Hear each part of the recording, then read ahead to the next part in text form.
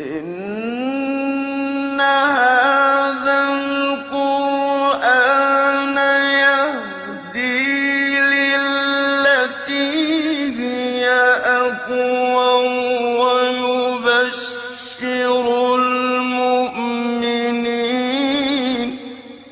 ويبشر المؤمنين الذين يعملون الصالحات أن لهم أجرا كبيرا. بسم اللہ الرحمن الرحیم. الحمد للہ رب العالمین وبہ نستعین وصلی اللہ وسلم علی سید الانبیاء والمرسلین وعلی آلہ واصحابہ اجمعین ومن تبعہم بإحسان الی یوم الدین. اما بعد، سلسلہ تفسیر کی یہ 58ویں نشست ہے اور اس نشست میں انشاءاللہ سورۃ الحج کی 17ویں آیت کریمہ کی تفسیر ہوگی. اللہ رب العالمین نے ارشاد فرمایا: ان الذین آمنوا والذین ہادوا والصابئین والنصارى والمجوس والذین اشرکوا ان اللہ یفصل بینہم یوم القیامہ ان اللہ علی کل شیء شہید. اس آیت کریمہ سے متعلق پچھلی 3 نشستوں میں بہت ساری باتیں آپ کے سامنے ذکر کی گئی ہیں. آج کی اس نشست میں اس آیت کریمہ سے متعلق 2 باتیں میں آپ کے سامنے رکھوں گا. وہ یہ ہے کہ الصابئین اور النصارہ سے متعلق کچھ تعارفی باتیں میں آپ کے سامنے رکھوں گا انشاءاللہ. اللہ رب العالمین نے اس آیت کریمہ میں جو بات بیان فرمائے ہیں، ان الذین آمنوا والذین ہادوا، ان 2 سے متعلق بات تفصیلی طور پر ہو چکی ہے الحمدللہ. اس کے بعد اللہ تعالیٰ نے کہا والصابئین والنصارى. الصابئین یہ کون ہیں؟ اس سلسلے میں عبد الرحمن ابن ابی حاتم الرازی ابو محمد رحمہ اللہ، ان کی جو تفسیر ہے تفسیر القرآن العظیم، تفسیر مأثور کا شاہکار ہے. اس میں آپ نے الصابئین سے کون مراد ہے تقریباً 8 اقوال ذکر کیے ہیں، اور ہر قول کو آپ نے یعنی مسنداً بیان کیا ہے، اپنی سند سے بیان کیا ہے. تاہم اس سلسلے میں سبھی اقوال کو اگر ہم سمجھنے کی کوشش کریں تو اس کو ہم 2 حصوں میں تقسیم کر سکتے ہیں، جس کو میں آگے بتاؤں گا انشاءاللہ. سب سے پہلے یہ جو الصابئین ہے اس کا معنی کیا ہے یعنی لغت میں، پھر الصابئین کو الصابئین کیوں کہا گیا، وہ کون لوگ مراد ہیں، کس اعتبار سے انہیں الصابئین کہا گیا، الصابئون کہا گیا، وہ بھی ہم جانیں گے انشاءاللہ.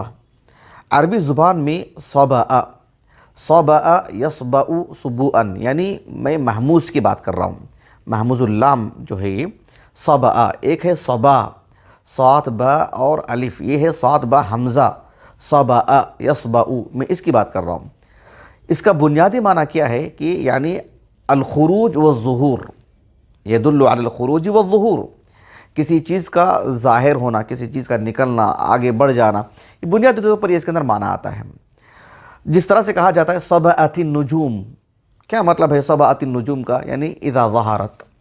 صبا نابہ کیا مطلب؟ اذا ظہر، یہ بنیادی معنی ہے اس کا.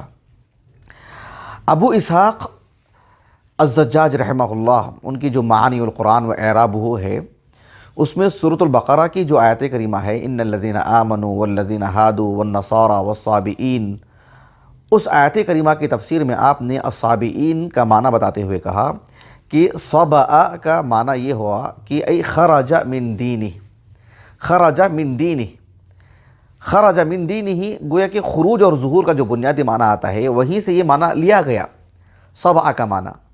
تو الصابئین جب کہا جاتا ہے تو ای الخارجین من دین الی دین، یعنی ایک شخص کا ایک دین سے نکل کر دوسرے دین میں چلا جانا، یا یوں سمجھ لیجیے کہ وہ سبھی ادیان سے نکل جا رہا ہے، کسی دین سے اس کا تعلق نہیں ہے، جو رائج مذاہب ہیں ان میں سے کسی سے اس کا تعلق نہیں ہے، تو اس کے لیے یہ لفظ آتا ہے صبأ کا.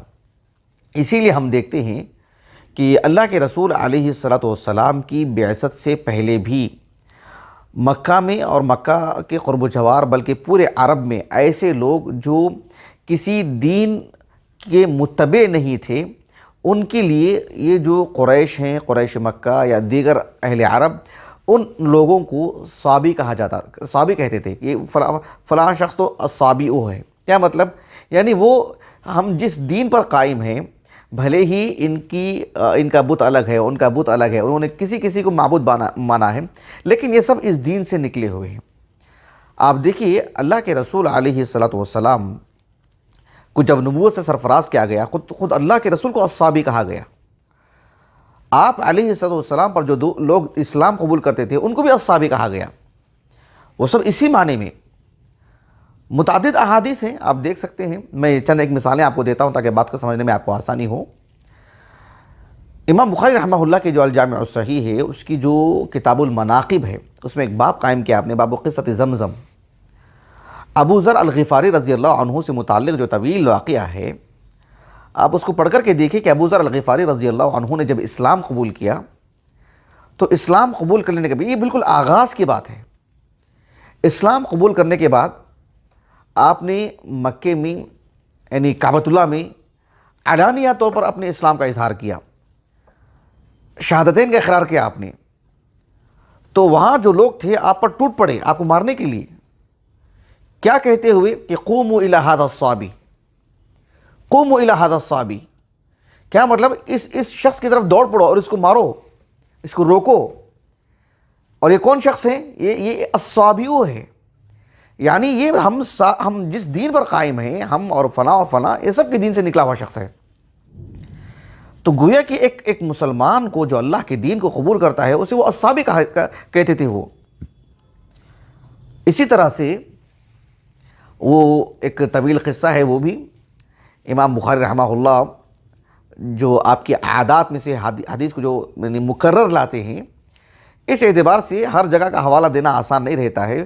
اگر آپ دیکھنا چاہیں تو صحیح بخاری کی جو کتاب التیمم ہے اس میں آپ دیکھیے کہ آپ علیہ السلام جو حدیث عمران بن حسین ہیں، جب آپ علیہ السلام خیبر سے واپس آ رہے تھے تو کئی ایک واقعات ہیں۔ خیبر ایک مستقل غزوہ ہے، لیکن اس میں جانے آنے میں جو واقعات اور حوادث ہوئے ہیں اس سے خود کئی مسائل جو ہے مطلب سامنے آتے ہیں۔ دیگر غزوات میں بھی یہی بات ہے۔ تو آپ علیہ السلام جب خیبر سے واپس آ رہے تھے، کئی حادثات اس میں ہوئے ہیں۔ ان میں ایک بات یہ بھی تھی کہ جو پانی کی قلت تھی، پانی بالکل نہیں تھا۔ آپ علیہ السلام نے علی بن ابی طالب کو اور ایک اور صحابی ہیں ابو رجا رضی اللہ عنہما، دونوں کو پانی لانے کے لیے بھیجا کہ کہیں جا کے پانی تلاش کر کے لائیں۔ تو ایک قافلہ تھا، وہ اپنے علاقے کو جا رہا تھا۔ اس قافلے کے جو سارے افراد ہیں بہت پیچھے تھے۔ اس قافلے کی ایک خاتون جو آگے نکل چکی تھی اور اس کے پاس اچھا خاصا پانی بھی تھا، وہ لے کے جا رہی تھی اپنے علاقے کو۔ ان دونوں نے دیکھا کہ جو ہے پانی کہیں نہیں ہے، پانی اسی کے پاس ہے۔ اس کو کہا کہ دیکھو تم اللہ کے رسول کے پاس چلو۔ تو اس خاتون نے کیا کہا پتہ ہے؟ کہا کہ اچھا مجھے آپ ان کے پاس لے کے جا رہے ہیں الذی یقال له الصابی، جن کو الصابی کہا جاتا ہے، مجھے ان کے پاس لے کے جا رہے ہیں آپ۔ تو گویا کہ الصابی کا مطلب یہ ہوگا الخارج من دین الی دین، یہ مطلب ہوتا ہے اس کا۔ متعدد احادیث ہیں۔ معروف صحابی رسول ثمامہ بن اسال رضی اللہ عنہ، صحیح بخاری کی حدیث ہے، یہ بھی صحیح بخاری میں آپ دیکھ سکتے ہیں کتاب المغازی میں 6 ہجری کا واقعہ ہے۔ آپ علیہ السلام نے محمد بن مسلمہ رضی اللہ عنہ کی سرکردگی میں ایک فوج کو بھیجا تھا آپ نے، جسے سریہ کہا جاتا ہے۔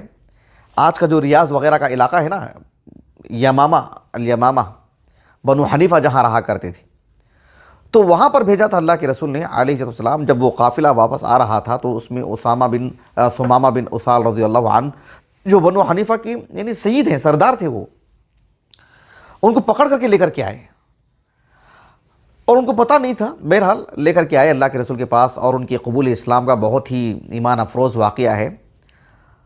جب وہ اسلام قبول کیا انہوں نے تو پھر وہ آپ علیہ السلام سے اجازت لے کر کے مکہ گئے عمرہ کرنے کے لیے۔ جب عمرہ کرنے کے لیے گئے، وہ 6 ہجری کا واقعہ ہے، حدیبیہ سے پہلے کا واقعہ۔ جب یہ عمرہ کرنے کے لیے گئے اور عمرہ کر رہے تھے اور تلبیہ پکار رہے تھے، لبیک اللہم لبیک لا شریک لک لبیک، اس وقت بھی آپ کو مارنے کے لیے آئے اور کسی نے آپ کو پہچان لیا کہ جو ہے آپ بنو حنیفہ کے سردار ہیں، جہاں سے یعنی اہل مکہ کے لیے قریش مکہ کے لیے خصوصی طور پر تجارتی قافلے آتے ہیں، ان کے لیے اناج آتا ہے وغیرہ وغیرہ۔ تو بہرحال اس میں ایک بات یہ تھی کہ آپ سے کہا گیا کہ صبوتا، یعنی تم صابی بن گئے کیا؟ تو انہوں نے کہا کہ نہیں، ولیکن اسلمت مع محمد صلی اللہ علیہ وسلم، میں تو اللہ کے رسول کے ساتھ، اللہ کے رسول پر ایمان لایا ہوں، میں جو ہے صابی نہیں ہوں میں۔ تو ان کے پاس یہی لفظ رائج تھا۔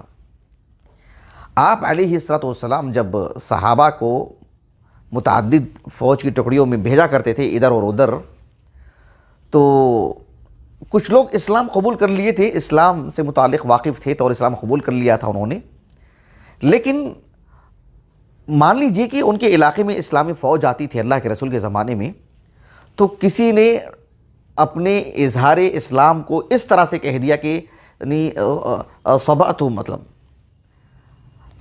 صبأنا یا صبأت، کہ میں مسلمان ہوں، میں محمد پر ایمان لایا ہوں، اسلمت کے بجائے، اسلمنا کے بجائے صبأنا۔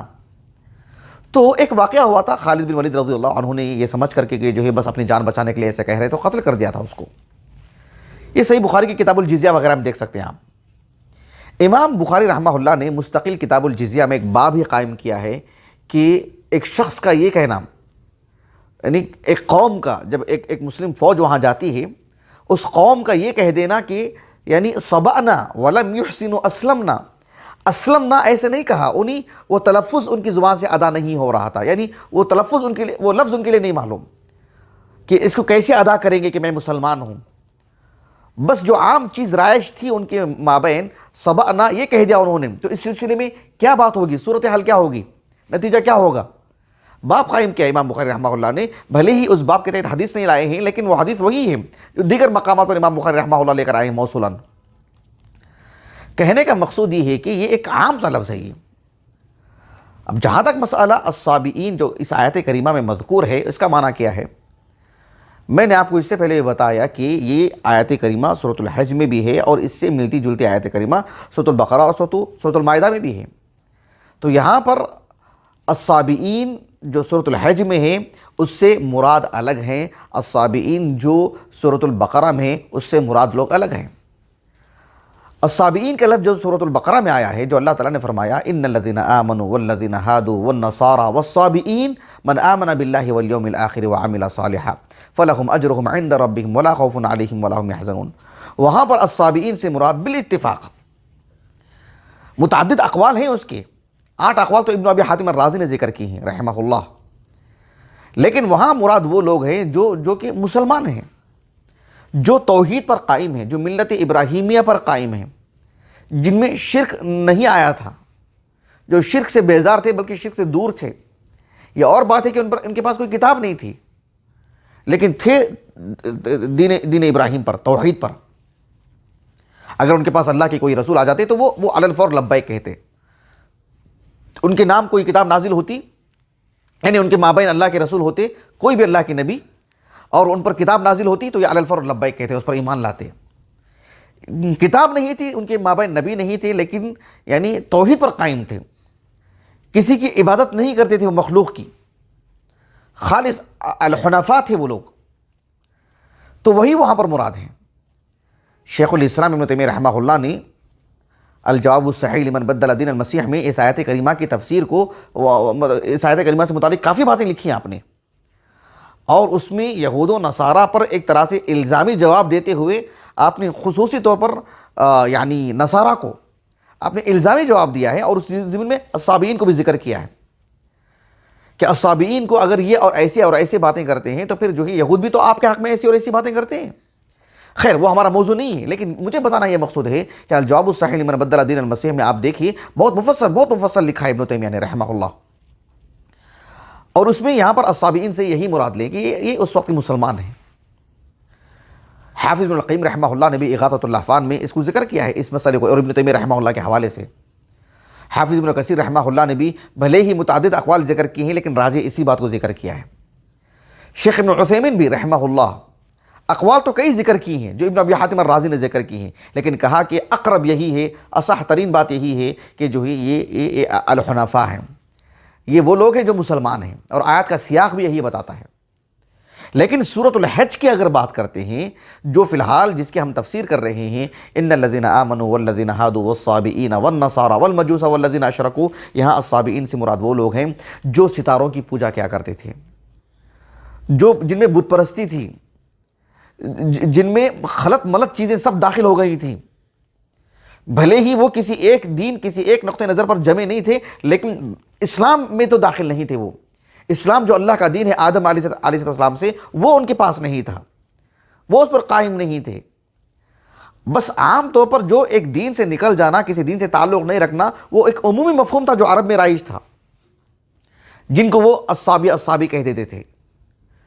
تو الصابیوں کے گویا کہ دو اطلاق ہوئے، ایک خالص اہل اسلام کے لیے، ایک وہ جن میں بت پرستی آ چکی تھی، جن میں جس طرح سے اہل کتاب میں بدعتیں داخل ہو گئی تھی، اہل کتاب میں شرک در آیا تھا، ویسے ہی اس طرح کے افراد میں بھی اللہ کے رسول علیہ السلام کی نبوت ملنے سے پہلے کچھ ایسے افراد تھے وہاں پر مکہ میں جو خالص توحید پر قائم تھے۔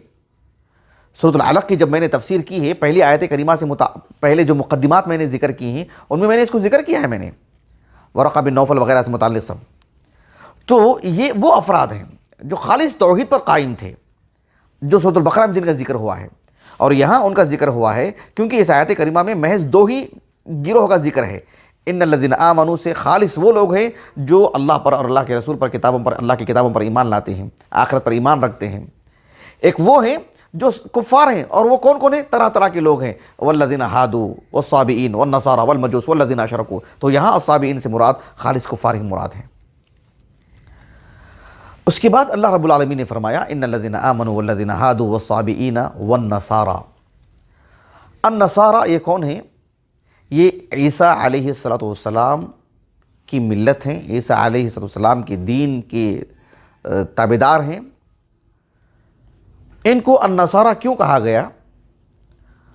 اس اعتبار سے کہ قرآن مجید میں ان کو انصار کہا گیا ہے۔ وہ جو آیت کریمہ ہے نا سورۃ الصف کی بالکل آخری آیت کریمہ، یا ایھا الذین آمنوا کونوا انصار اللہ کما قال عیسی ابن مریم للحواریین من انصاری الی اللہ قال الحواریون نحن انصار اللہ۔ تو عیسیٰ علیہ السلام نے ان کو انصار کہا، اور قرآن نے ان کو انصار نام دیا، اس وجہ سے اسی سے مشتق ہے، اور ان کو نصارہ کہا گیا۔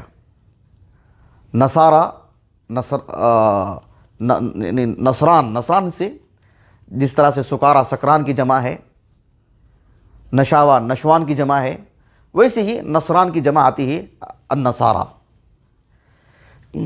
ابن کثیر رحمہ اللہ نے کہا کہ اس وجہ سے بھی ان کو النصارہ کہا گیا لتناصرہم فیما بینہم، ان کا آپس میں ایک دوسرے کی مدد کرنا، ایک دوسرے کا تعاون کرنا، ایک دوسرے کی تائید کرنا، اس وجہ سے بھی ان کو کہا گیا ہے کہ النصارہ۔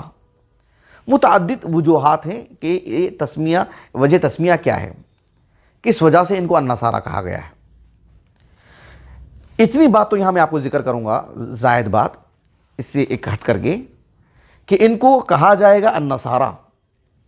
آج بھی جو عیسیٰ علیہ السلام کے نام پر ان کو معبود مانتے ہیں عیاذاً باللہ، ان کو ابن اللہ کہتے ہیں عیاذاً باللہ، اور اللہ کے رسول علیہ السلام کی نبوت کا اعلان ہو جانے کے بعد، اللہ کے رسول کی بعثت کے بعد، آپ پر نازل کیے گئے قرآن کے بعد، آج ویسے تو 1400 سال ہو گئے ہیں، اس سے زیادہ عرصہ ہو چکا ہے، تو جو بھی آج لوگ اس نقطہ نظر پر ہیں، انہیں نصارہ ہی کہا جائے گا، انہیں مسیحی نہیں کہا جائے گا۔ عیسیٰ علیہ السلام ہی کو المسیح کہا جاتا ہے۔ ما المسیح ابن مریم الا رسول، سورۃ المائدہ میں اللہ نے کہا۔ یہ بات میں نے کیوں ذکر کیا ہے یہاں پر؟ شیخ عبدالعزیز ابن باز رحمہ اللہ سے یہ بات منقول ہے، ان کے جو مجموع فتاویٰ ہے اس میں غالباً میں سمجھتا ہوں جلد نمبر 5 بالکل اواخر میں، شیخ عبدالعزیز ابن باز رحمہ اللہ نے ایک سوال کے جواب میں کہا کہ ان کو نصارہ ہی کہا جائے گا جو قرآن نے ان کو نام دیا ہے، ان کو مسیحی نہیں کہا جائے گا۔ وقالت الیہود لیست النصارى علی شیء وقالت النصارى لیست الیہود علی شیء، سورۃ البقرہ کی آیت کریمہ ہے۔ ویسے قرآن مجید میں ان کو جہاں بھی ان کا ذکر ہوا ہے النصارہ کے طور پر، عیسیٰ علیہ السلام کے خالص جو آپ دین لے کر کے آئے یہ اس پر قائم تھے تب بھی، اور اس میں جب تحریف ہوئی ہے اور جب وہ منسوخ ہو چکا ہے پھر بھی کوئی اس پر جمع ہوا ہے تو اس کو بھی نصارہ ہی، ان کو بھی نصارہ ہی کہا جائے گا، نصرانی کہا جائے گا، ان کو مسیحی نہیں کہا جائے گا۔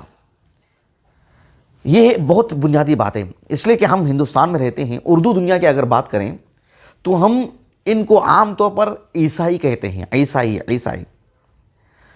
جہاں تک ہو سکے اس لفظ سے گریز کرنا چاہیے۔